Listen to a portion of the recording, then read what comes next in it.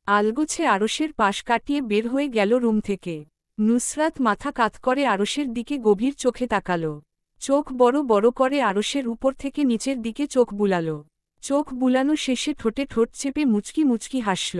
আমার কাপড় কি করেছিস? নুসরাত সে কথার উত্তর না দিয়ে আরশের দিকে এগিয়ে গেল। তর্জনী আঙুল তুলে আরশের বুকের মাঝ বরাবর ঘুরাল। আরশ নুসরাতকে উত্তর না দিতে দেখে হাত চেপে ধরে বুকের উপর থেকে নামিয়ে আনল। প্রশ্নের উত্তর দে। নুসরাত মুখে হাত দিয়ে আরশের দিকে নির্লজ্জের মতো তাকিয়ে বলল, বাহ, আপনার এবস আছে। আগে তো দেখিনি। আরশ নুসরাতকে তার দিকে এভাবে তাকাতে দেখে থতমত খেল। নুসরাতকে নিষেধ করে বলল, নির্লজ্জের মতো তাকাবি না। আমার কাপড় কই রাখছিস, এসে বের করে দে। না দিলে কি করবেন? তোর সামনে আমি সারারাত এভাবে বসে থাকব। নুসরাত বাঁকা চোখে তাকিয়ে বাঁকা হাসল। উপোস? আমি ভয় পেয়ে গেলাম। আপনাকে তো এভাবে দেখতে প্রচুর হট লাগছে। চলুন চলুন, আপনাকে সামনে বসিয়ে আজ সারারাত মন ভরে দেখব। চাইলে আপনি টাওয়ালটাও খুলে ফেলতে পারেন, এতে আপনাকে আরও বেশি হট সেক্সি লাগবে। আর আজ রাতে যদি আমি নিজের উপর থেকে কন্ট্রোল হারাই তাহলে ডব্লিউ ম্যাচও হয়ে যেতে পারে। আরশ নুসরাতের চোখ চেপে ধরল। নুসরাত আরশের হাত চোখের উপর থেকে টেনে নামাতে চাইল, কিন্তু আরশ শক্ত করে ধরে রাখল। নুসরাত হাসকি গলায় বলল, আপনাকে দেখে আমার কি যে করতে ইচ্ছে করছে।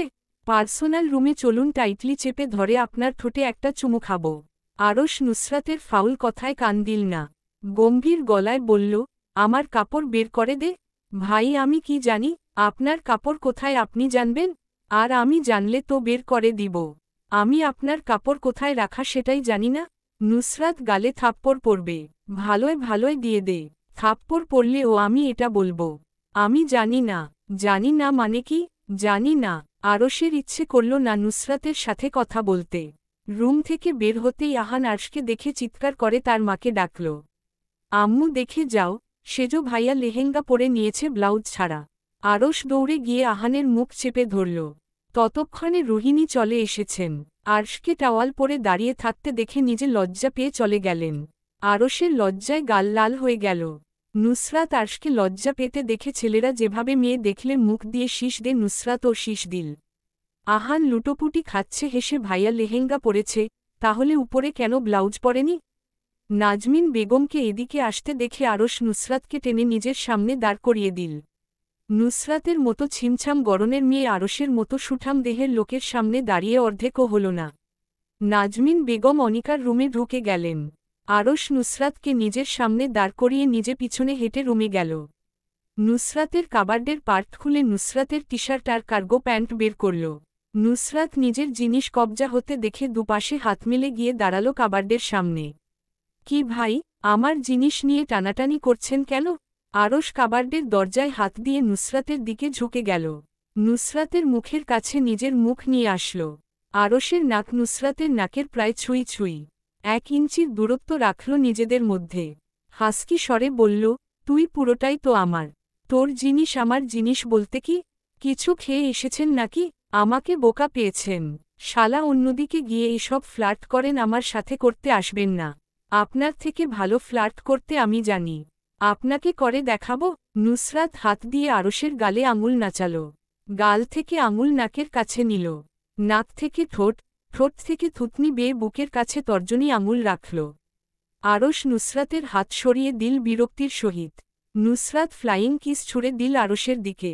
আরশ বিরক্ত হয়ে বলল, টিজিং করা বন্ধ কর। নুসরাত ঠোঁট চুমুর মতো করে আরশের দিকে তাকাল। আরশ নুসরাতের মুখে হাত দিয়ে ঠেলে পিছনে সরিয়ে নুসরাতের কাপড় নিয়ে ওয়াশরুমে চলে গেল। আরশ চলে যেতেই নুসরাতের হাসি হাসি মুখ শক্ত হয়ে গেল। দাঁতে দাঁত চেপে কটমট শব্দ করল।